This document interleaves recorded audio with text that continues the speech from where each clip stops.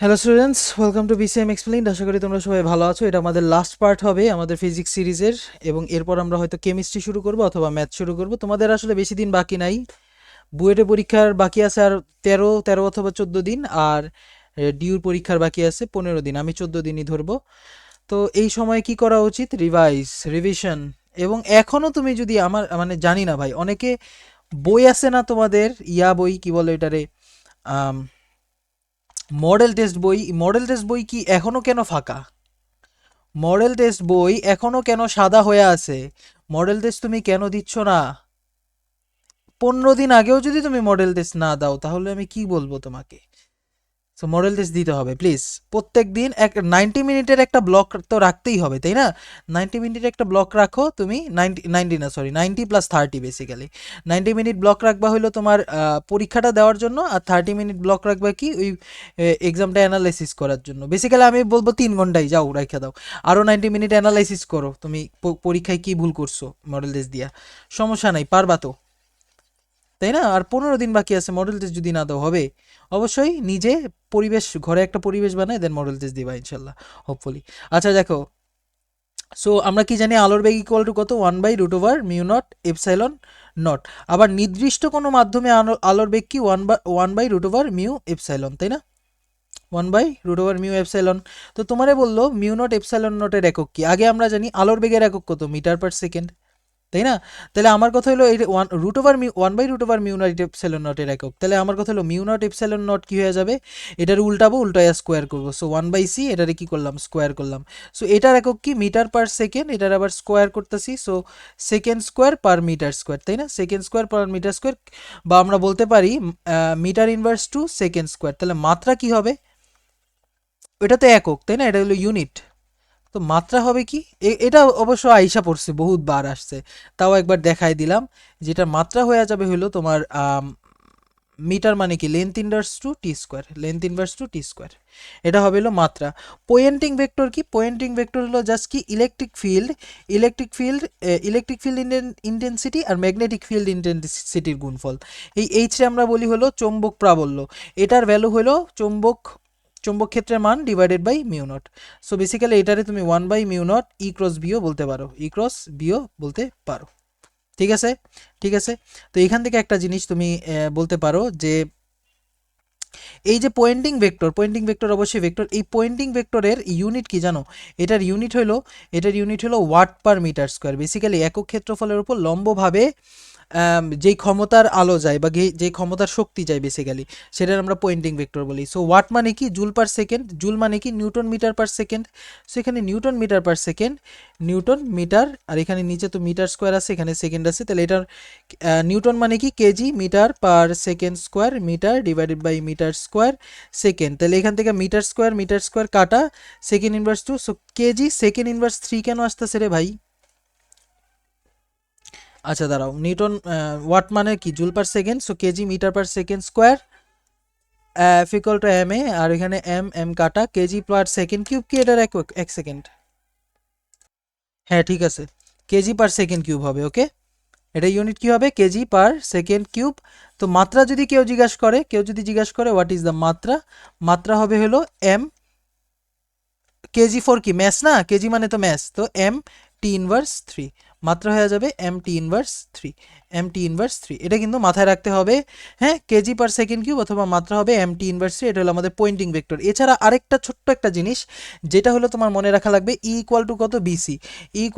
BC. So মাঝে মধ্যে তোমাকে ই/বি এর মাত্রা যদি বলে, ই/বি এর মাত্রা কি হয়ে যাবে? সি এর মাত্রার সমান, বেসিক্যালি মিটার মানে সি এর এককের সমান, বা মাত্রা আমাদের কি হবে? মাত্রা হয়ে যাবে হলো LT−1, তাই না?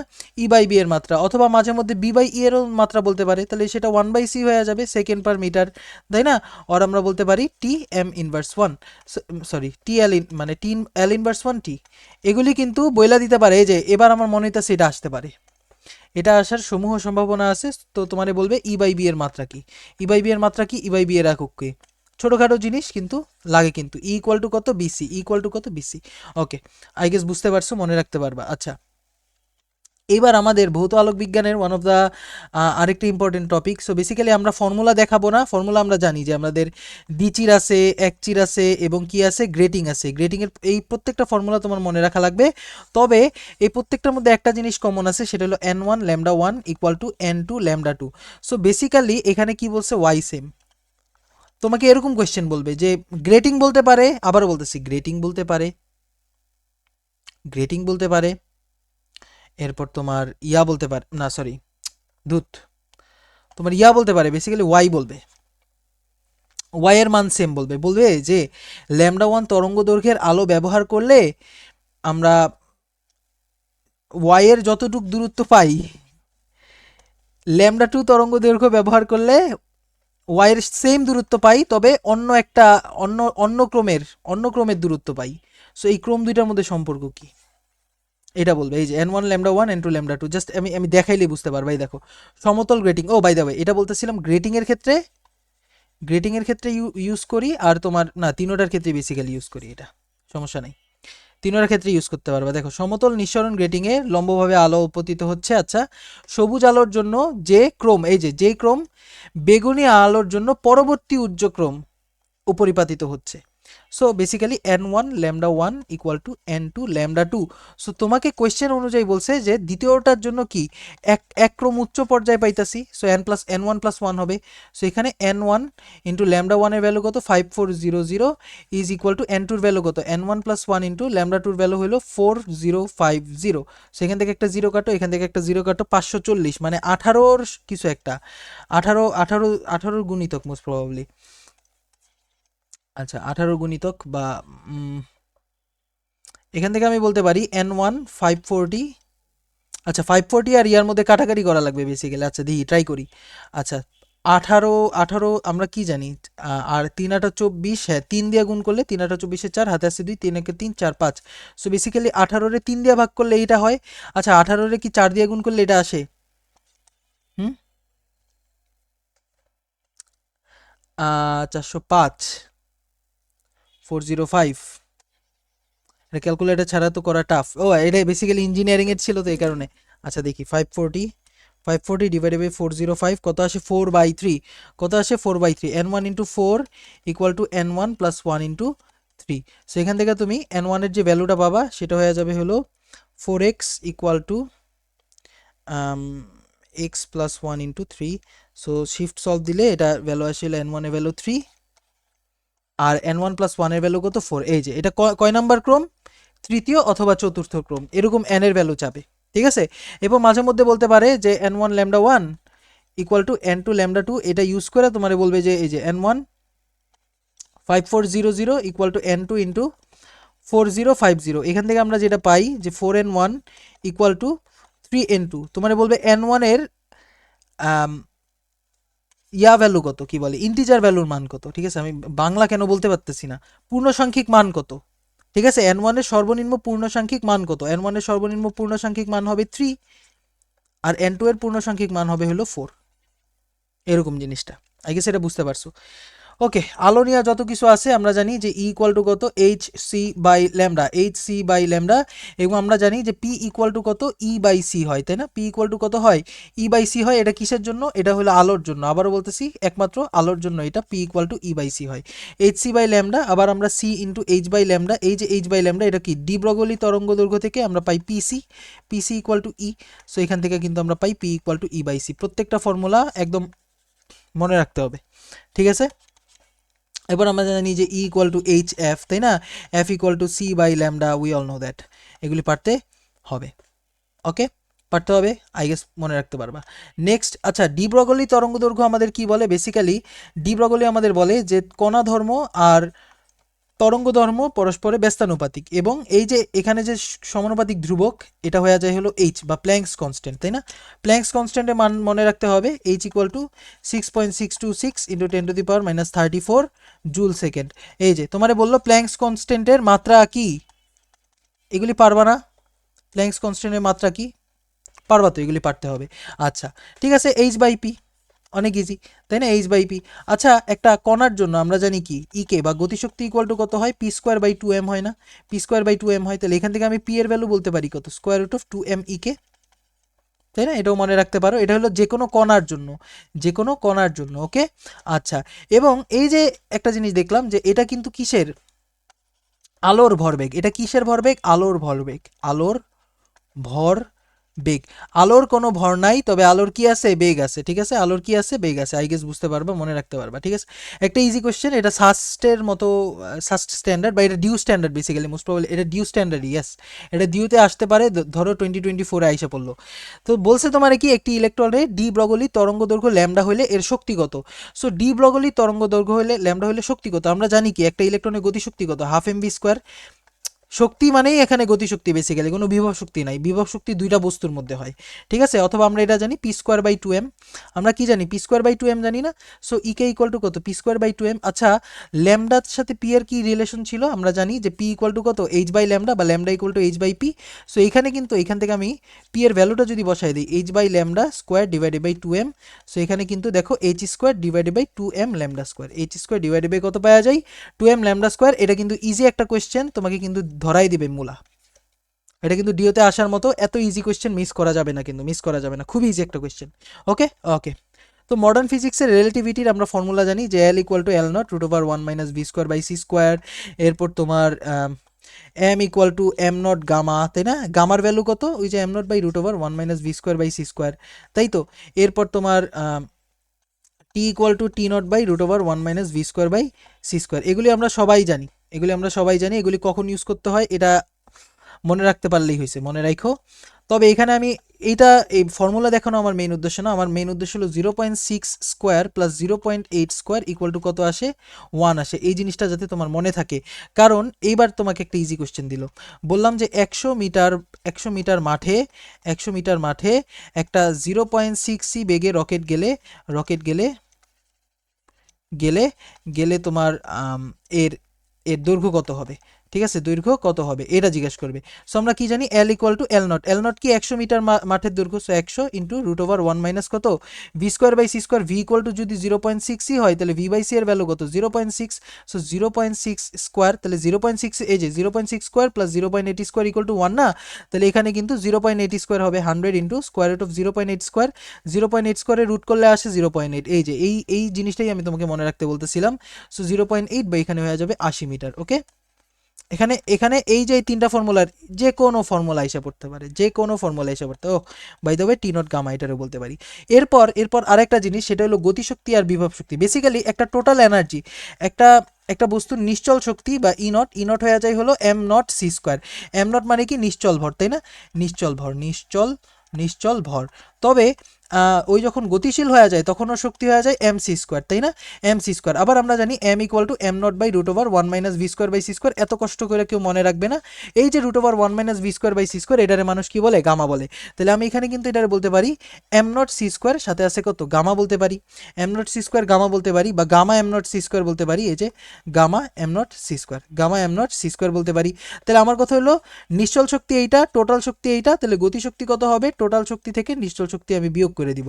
টোটাল শক্তি থেকে নিশ্চল শক্তি যদি বিয়োগ করে দিই তাহলে gamma M not C square minus কত? M not C square. So এখান থেকে গামার ভ্যালু কিন্তু আমি gamma minus one into M not C square, এই ফর্মুলাটা পেয়ে যাই। Gamma minus one into M not C square, এটা হলো গতিশক্তি। সো কোয়েশ্চেন কি আসবে? এগুলি ভাই আপনি তো বলতে, এগুলি তো ডিউ স্ট্যান্ডার্ড কোয়েশ্চেন না ভাইয়া। কে বলছে ডিউ স্ট্যান্ডার্ড কোয়েশ্চেন না? দেখবা একটা ডিউ স্ট্যান্ডার্ড কোয়েশ্চেন দিব তোমাকে, এই কোয়েশ্চেনটা জিজ্ঞাসা করবে যে কত কত বেগে কত বেগে কত বেগে গতিশীল কণার, গতিশীল কণার শক্তি তোমার গতিশীল কণার শক্তি, গতিশীল কণার গতিশক্তি, আচ্ছা, কণার গতিশক্তি মোট শক্তির অর্ধেক হবে, মোট শক্তির অর্ধেক হবে। মানে তোমাকে ক্যালকুলেট করার মতোই একটা কোয়েশ্চেন দিয়ে দিবে। তো বেসিক্যালি কি বলছে? গতিশক্তি মোট শক্তির অর্ধেক। So E K equal to কত? হাফ ই, তাই না? So E K equal to কত? M not C square gamma minus one, তাই না? আর ই কত? হাফ আমরা জানি M not C square, M C square. তো কিন্তু এখানে কি এম নট সি স্কোয়ার সাথে থাকবে গামা। আরে ভাই এম ইকুয়াল টু কত? এম নট গামা না? সো মোট শক্তি কত? M C square. তো M not C square, M not gamma into C square, তাই না? এখান থেকে আমি সুন্দর মতো এম নট সি স্কোয়ার কাটাকাটি হয়ে যাবে। সো এইখান থেকে দেখো gamma minus one equal to half gamma. So এইখান থেকে কিন্তু আমি half gamma equal to one বলতে পারতেছি, তাই না? হ্যাঁ, হাফ গামা ইকুয়াল টু 1 বলতেছি, গামা ইকুয়াল টু আমরা কত বলতেছি 2। আমরা কি জানি যে gamma equal to 1/√1 minus V square by C square. তাহলে এখান থেকে আমি ভি বাই সি এর ভ্যালু কত পাবো জানো? √1 minus 1 by gamma square, √1 minus 1 by gamma square, √1 minus 1 by gamma square, √1 minus 1 by gamma square. আবার বলতেছি ভি বাই সি এর ভ্যালু কত? √1 minus 1 by gamma square, √1 minus 1 by gamma square, √1 minus 1 by gamma square. So 1 minus 1/4 basically √3/2, √3/2। কি easy question. √3/2 বলে দিছে এখান থেকে, √3/2 বলে দিছে, তাই না? √3/2, তাহলে ভি এর ভ্যালু কত হবে? √3/2c। এই যে এত সহজ একটা কোয়েশ্চেন, এটা কিন্তু তোমাকে ডাইরেক্ট এমসিকিউতে দিবে এবং আই গেস তুমি এটা পারবা। এটা রিটেনেও দিতে পারে, অনেক ইজি একটা কোয়েশ্চেন হবে, ঠিক আছে? ভি ইকুয়াল টু কত? √1 মাইনাস √3/2c। ওকে, ক্যালকুলেশন ভুল হইতে পারে, তবে আমার ফিলিংসটা বোঝার চেষ্টা করো, ঠিক আছে? ক্যালকুলেশন ভুল হইতে পারে, ফিলিংসটা বোঝার চেষ্টা করো। ওকে, নেক্সট, ফটো ইলেকট্রিক এফেক্ট। আমরা জানি যে কি হয় বেসিক্যালি, একটা ইয়া থাকে, একটা প্লেট থাকে, এত টাইম নেই।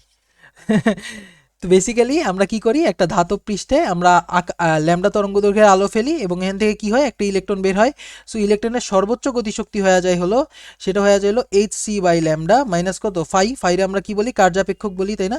কার্যাপেক্ষক বলি, হ্যাঁ। এবং কার্যাপেক্ষক phi equal to H F not বলি। এই এফ নটটা আমরা বলি কি? থ্রেশহোল্ড ফ্রিকোয়েন্সি বা কি সূচন কম্পাঙ্ক। আবার hc/ল্যামডা নট এটারে বলি কি? সূচন তরঙ্গ দৈর্ঘ্য, তাই না? সূচন তরঙ্গ দৈর্ঘ্য। আচ্ছা, এবং hc/ল্যামডারে আমরা আবার এইচএফও বলি, এইচএফ মাইনাস ফাইও বলি, তাই না? ইকে ম্যাক্স এটা বলি। আচ্ছা, এবং এখানে কয়েকটা জিনিসের সমানুপাতিক। বেসিক্যালি দেখো, এই যে ফোটো কারেন্ট, এটার আমরা কি বলি? Photo current. ফোটো কারেন্ট কিসের সমানুপাতিক? নাম্বার অফ ফোটনের, ফোটন সংখ্যার সমানুপাতিক, ঠিক আছে? নাম্বার অফ ফোটনের সমানুপাতিক। এবং এই যে ফোটন সংখ্যা, সেটা আবার তোমার আলোর তীব্রতার সমানুপাতিক। কিসের সমানুপাতিক? তীব্রতার সমানুপাতিক, ঠিক আছে? আলোর তীব্রতার সমানুপাতিক। কেউ যদি তোমাকে জিজ্ঞাসা করে ভাইয়া যে আচ্ছা ইয়ার সাথে কোনো সম্পর্ক নাই, তরঙ্গ দৈর্ঘ্যের কি বলি, ফ্রিকোয়েন্সির সাথে, মানে আলো যে আপতিত আলো হচ্ছে, আলো যেটা আপতিত হচ্ছে সেটার কম্পাঙ্কের সাথে কি ফটোতড়িতের কোনো সম্পর্ক নাই? অ্যান্সার ইজ কোনো সম্পর্ক নাই।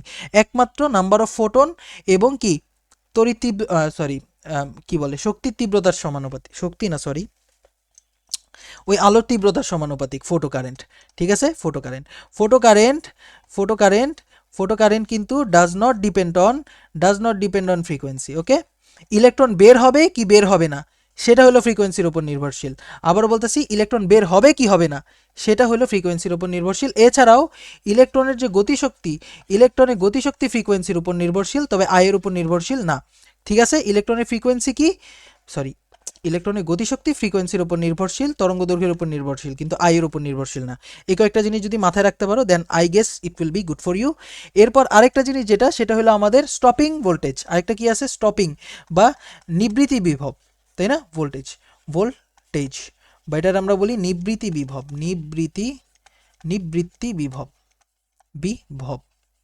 সো নিবৃত্তি বিভব বেসিক্যালি কি? এই যে ইভি কি? এটা আমাদের শক্তি, মানে যেই ভোল্টেজ দিলে একটা গতিশীল ইলেকট্রন থাইমা যাবে।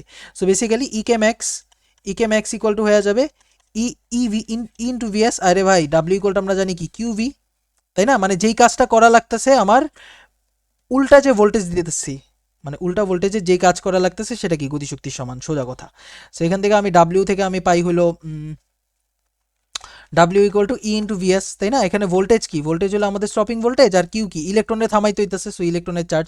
So E V S equal to E K max, এটা মাথায় রাখতে পারবা, তাইলেই হবে। ইকে ম্যাক্স ইকুয়াল টু কত? hc/ল্যামডা মাইনাস কত? ফাই ইকুয়াল টু ইভিএস, ঠিক আছে? hc/ল্যামডা মাইনাস ফাই ইকুয়াল টু কত? ইভিএস। এটা মনে রাখা লাগবে, তাইলেই হবে, আর কিচ্ছু মনে রাখা লাগবে না। ওকে, একটা ইজি কোয়েশ্চেন দেই, এই যে এটা বলছে তরঙ্গ দৈর্ঘ্য, ল্যামডা তরঙ্গ দৈর্ঘ্যের আলো যদি ব্যবহার করি তখন স্টপিং ভোল্টেজ লাগে হলো আমাদের ভি। যদি 2 ল্যামডা তরঙ্গ দৈর্ঘ্য ব্যবহার করি তখন স্টপিং ভোল্টেজ লাগে v/4। তাইলে আমাকে বলছে সূচক তরঙ্গ দৈর্ঘ্যের মান কত। সো আমরা এটা জানি যে ইকে ম্যাক্স, এটা রিটেনে দিতে পারে basically, E K max equal to কত? ই ইন্টু ভি স্টপিং, তাই না? এটা হলো আমাদের mainly formula. This is our formula এবং এই ফর্মুলা ইউজ করব প্রথম ক্ষেত্রে কেস কেস ওয়ানে আমরা কি করছি, ল্যামডা তরঙ্গ দৈর্ঘ্য বের করছি, তখন আমাদের ভি ভোল্টেজ লাগছে। তাহলে আমি বলবো HC by lambda minus HC by lambda naught, এটাই কি, আর এটাই তো গতিশক্তি তাই না, ইকুয়াল টু কত, ইভি। এটা হলো 1 নাম্বার। আচ্ছা 2 নাম্বার ইকুয়েশনে কি হইতেছে, কেস টুতে যেই জিনিসটা হইতেছে সেটা হলো তোমার, আমি 2 ল্যামডা ইউজ করতেছি, তখন আমার ভোল্টেজ লাগতেছে ভি বাই 4। তাহলে এখান থেকে HC by 2 lambda minus HC by lambda, আরে ভাই সূচন কম্পাঙ্ক কি সেম থাকবে না, সরি সূচন তরঙ্গ দৈর্ঘ্য কি সেম থাকবে না, সো এখানে E into V by 4, into V by 4, এটা হলো 2। সো বেসিক্যালি এখন আমার এই ভিডারে বাদ দিতে হবে, এখন আমার কি করতে হবে, এই ভিটাকে কি করতে হবে, বাদ দিতে হবে। আমি চাইতেছি কি ভিটারে বাদ দিতে, তাহলে আমার কি করা লাগতে পারে, 1 মাইনাস 4 ইন্টু 2 যদি করি তাইলেই তো ভিটা বাদ চলে যায়। খেয়াল করে দেখো ইভি কি বাদ চলে যায় না, কারণ এখানে 4 ইন্টু 2 যদি করি মানে 4 ইন্টু ভি বাই 4 মানে কি, ইভি থাকবে এখানে, ইভি মাইনাস ইভি 0। সো এখান থেকে আমি যেই জিনিসটা পাইতেছি HC by lambda minus HC by lambda naught minus 4 দিয়া যদি গুণ করো, তাহলে 4 into HC by 2 lambda minus 4hc by lambda not equal to কত হয়ে যাবে, 0, কারণ ইভি মাইনাস ইভি 0 হয়ে যাবে। আবার এখানে উভয় পক্ষ থেকে তুমি এইচসি দিয়ে ভাগ করে দিতে পারো, তাই না। তাহলে এখান থেকে আসে 1 by lambda minus 1 by lambda not, এখানে মাইনাস আর plus minus, minus 2 by lambda minus minus plus 4 by lambda not equal to 0। আচ্ছা ভালোই ক্যালকুলেশন, হ্যাঁ ভালোই ক্যালকুলেশন, আমরা বেসিক্যালি জায়গা বেশি নিয়ে নিছি। তবে এই ম্যাথটা আসার মতো, এটা রিটেনে আসার মতো, তবে এমসিকিউতেও মাঝে মধ্যে একটা দুইটা বড় দিয়া দেয়, তো বড় যদি দিয়া দেয় তখন এটা তো স্কিপ করতে হবে, তবে রিটেনে দিলে এটা যাতে স্কিপ না হয় বলে দিলাম। Lambda naught minus 2 by lambda plus 4 by lambda naught. So lambda naught কয়টা আছে এখানে, 3 বাই ল্যামডা নট, আর এখানে 1 মাইনাস 2 করলে কত, মাইনাস 1 বাই ল্যামডা প্লাস এখানে 0। সো এখান থেকে আমি পাই যে ল্যামডা নট ওই পাশে নিলাম, ল্যামডা ওই পাশে নিলাম, আরে ধরে এত কেন কষ্ট করতেছি, 3 by lambda naught 1 by lambda, তাই না। তাহলে ল্যামডা নট ইকুয়াল টু কত, বেসিক্যালি 3 ল্যামডা। ভালো কোয়েশ্চেন না এটা, এটা কিন্তু ভালো কোয়েশ্চেন, আশা করি এটা মনে রাখতে পারবা, এটা রিটেনে আসার মতো। ওকে ঠিক আছে, এবার আমাদের নিউক্লিয়ার ফিজিক্সে আমরা সবাই এই যে এই শর্টকাটটা মনে রাখি, একটা শর্টকাট, এই যে অর্ধায়ের শর্টকাট সবাই মনে রাখি, এই যে T equal to N into T half, এটা আমরা সবাই মনে রাখি। কিন্তু এখানে আরও কিছু যে জিনিস আছে নিউক্লিয়াসের, ছোটোখাটো যে দেওয়া যেতে পারে সেটা কিন্তু অনেকে মনে রাখি না। তবে আমি তোমাকে বলবো যে একটা নিউক্লিয়াসের ভিতর কি থাকে, প্রোটন থাকে আর নিউট্রন থাকে, তাই না। এই যে নিউক্লিয়াস, এই প্রোটন আর নিউট্রন সংখ্যার যোগফলটা আমরা কি বলি, ভর সংখ্যা বলি না, ভর সংখ্যা বলি, ইয়েস। তাহলে একটা নিউক্লিয়াসের আয়তন এর ভর সংখ্যার সমানুপাতিক, আয়তন মানে কি 4/3 পাই আর কিউব ইজ সমানুপাতিক এ। তাহলে আমি বলতে পারি যে আর, এটা কিন্তু নিউক্লিয়াসের ব্যাসার্ধের কথা বলতেছি আবারও, তাহলে নিউক্লিয়াসের ব্যাসার্ধ এই সমানুপাতিক এ টু দি পাওয়ার 1/3, তাই না। তাহলে R equal to R not A to the power 1/3, তাহলে নিউক্লিয়াসের ব্যাসার্ধ, একটা নিউক্লিয়াসের ব্যাসার্ধ কিন্তু এর পারমাণবিক মানে হ্যাঁ ভর সংখ্যার ঘনমূলের সমানুপাতিক। কি বললাম, ভর সংখ্যার ঘনমূলের সমানুপাতিক নিউক্লিয়াসের, এটা কিন্তু নিউক্লিয়াসের, ঠিক আছে, ঘনমূলের সমানুপাতিক। আর একটা ইলেকট্রন কি করে, একটা ইলেকট্রন নিউক্লিয়াসের চারপাশে ঘুরে, তাই না, এটা আমরা সবাই জানি, এটা আমরা কেমিস্ট্রিতেও পড়ছি, তাই না, কেমিস্ট্রিতে পড়ছি কি তোমার এনতম কক্ষপথের ব্যাসার্ধ কি হয়ে যায়, A not N square by Z, A নটের ভ্যালু কত 0.529 বা 0.53 অ্যাংস্ট্রম।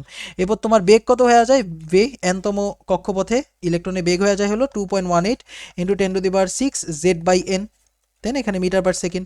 এছাড়াও তোমার মোট শক্তি কত হয়ে যায় এনতম কক্ষপথে, -13.6 ইলেকট্রন ভোল্ট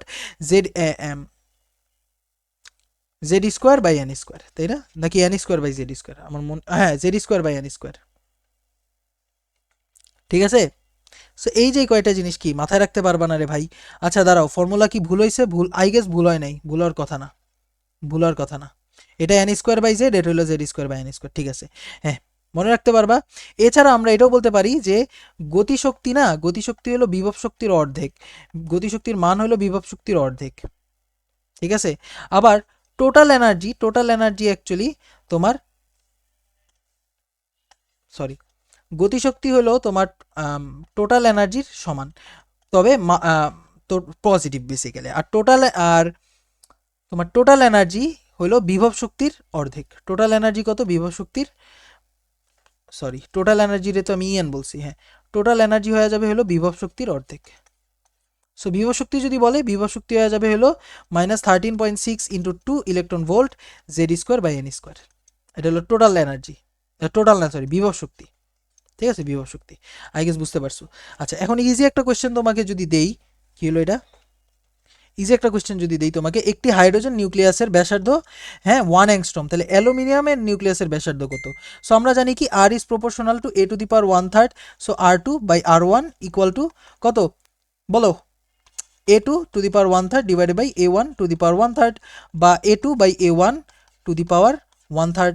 সো A2 মানে কত, অ্যালুমিনিয়াম, অ্যালুমিনিয়ামের ভর সংখ্যা কত, 27 না, সেখানে 27 27 ডিভাইডেড বাই হাইড্রোজেনের ভর সংখ্যা কত, 1 to the power 1/3। সো আমরা জানি 3 কিউবের 1/3, সো এখানে হয়ে যাবে 3, তাহলে R2 equal to 3 into R1, basically 3 angstrom.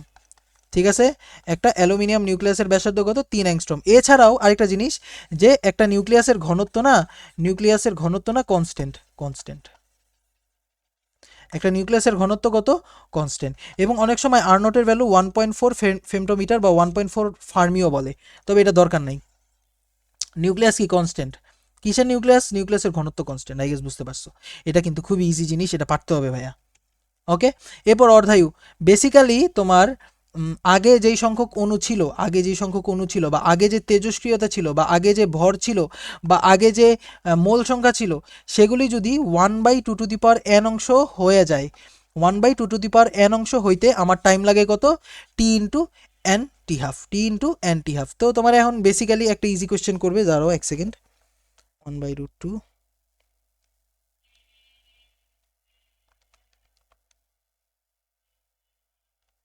তো তোমারে বললো যে 70.2% হতে কত টাইম লাগবে,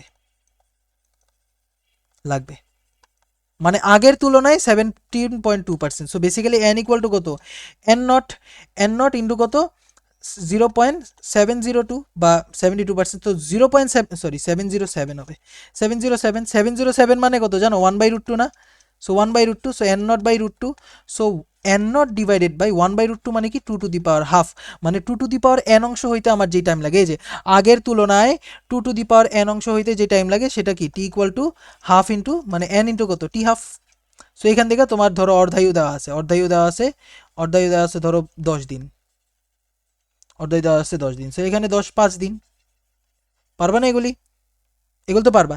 এছাড়া আরেকটা ফর্মুলা আছে, আমরা সবাই জানি, যে তোমার total time equal to 1/λ, total time বা জীবনকাল হলো 1/λ, জীবনকাল কত, 1/λ, এই টোটাল টাইম, লাইফ টাইম, তাই না, লাইফ টাইম ইকুয়াল টু 1/λ। এগুলি ছোটোখাটো জিনিস, এগুলি আই গেস ফর্মুলা একটু দেখলেই হয়ে যায়, একটু ফর্মুলা দেখলেই হয়ে যায়।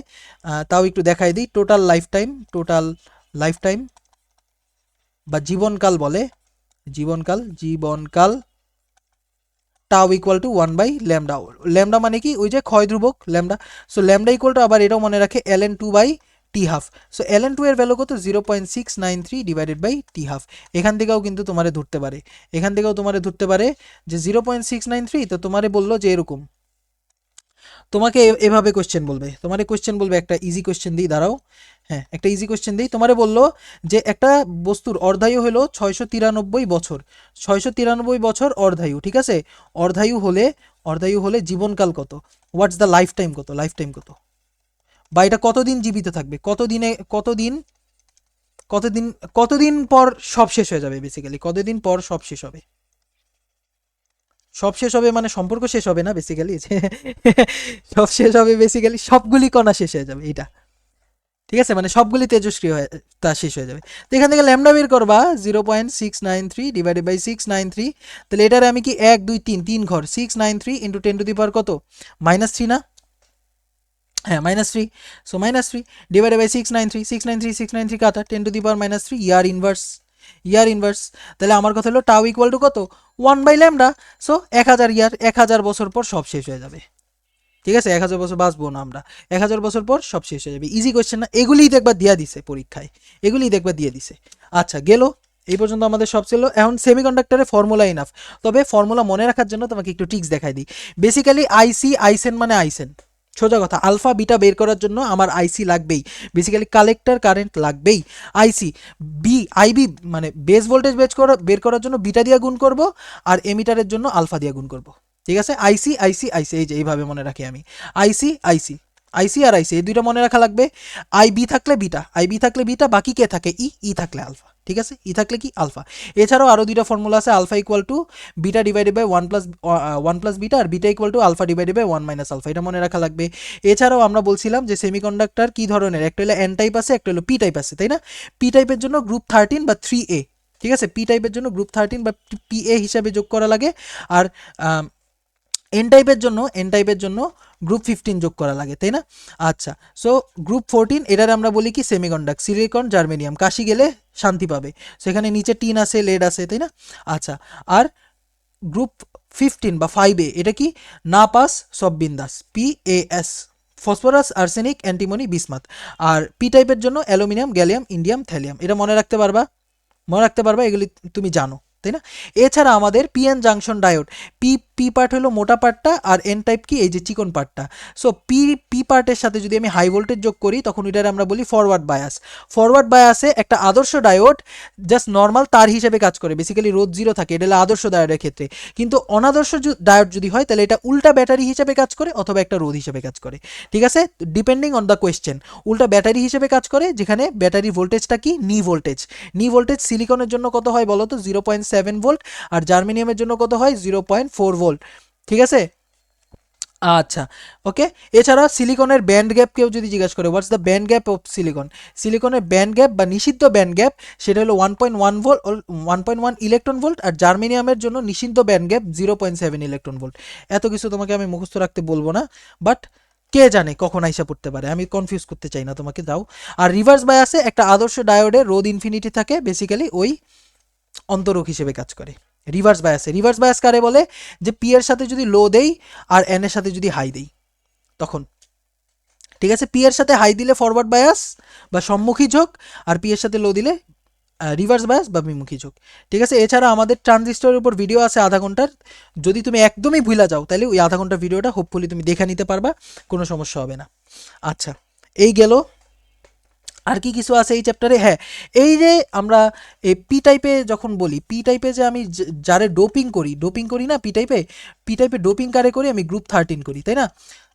Group 13 aluminium gallium indium thallium, তাই না? বাংলাদেশ আওয়ামী লীগ গেল ইন্ডিয়ায় তেলাতে এটা আমার স্টুডেন্ট আমারে শিখাইছে, যাকে। হ্যাঁ, তো পি টাইপে ডোপিং করলাম, ঠিক আছে। সো পি টাইপে যখন ডোপিং করি, এই যে ডোপেন্ট, ঠিক আছে, যারে ডোপ করছি ওই অ্যাকচুয়ালি ওই হলো ইলেকট্রন নেয়, ওই কি করে ইলেকট্রন নেয়। সো ইলেকট্রন গ্রহণকারী গ্রহণকারী ভেজাল, এর ইলেকট্রন গ্রহণকারী ভেজাল, ঠিক আছে। আর এন টাইপে আমরা যাদের ডোপিং করি আমরা জানি যে গ্রুপ গ্রুপ 15 বা আমরা কি জানি না পাস সব বিন্দাস। নাইট্রোজেন ইউজ করা হয় না, এটা ফাউল একটা কথা, নাইট্রোজেন ইউজ করি না আমরা ঠিক আছে, নাইট্রোজেন ইউজ করি না। ওরা হলো ইলেকট্রন দাতা গ্রুপ, ইলেকট্রন দানকারী ভেজাল, এটাও এমসিকিউতে আসতে পারে। আচ্ছা, ইলেকট্রন দানকারী ভেজাল।